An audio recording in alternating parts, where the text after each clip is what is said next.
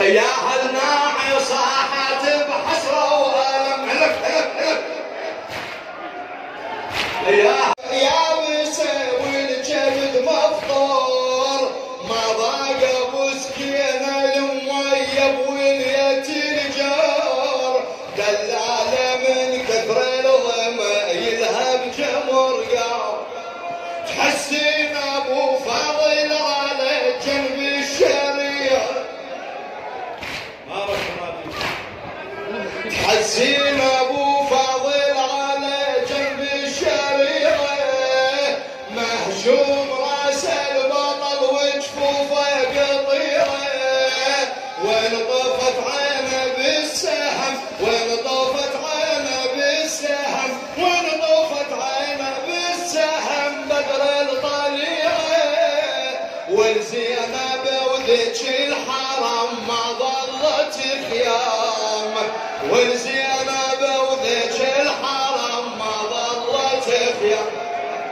تحسين ابو فاضل على جنب الشريعه مهشوم راس البطل وجفوفه قطيعه وانطفت عينه بالسهم بدر الطليعه تحسين ابو فاضل على جنب الشريعه مهشوم راس البطل وجفوفه قطيعه وانطفت عينه بالسهم بدر الطليعه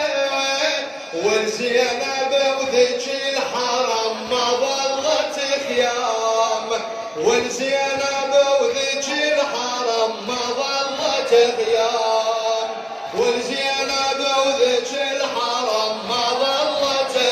يا علي يا علي دارت الايام ويحل القدر من يجي الناعي ويجيب لها الخبر صار بحسين واهل بيته حيدر انذبح عطشان ظنوة حيدر ضوعه متهشمه وجسم على الثرى عالنهر يا الحره سبع القنطره بالجفوف الخوته وافاه بالجفوف الخوته وافاه يا علي يا علي وانذبح عطشان ظنوة حيدر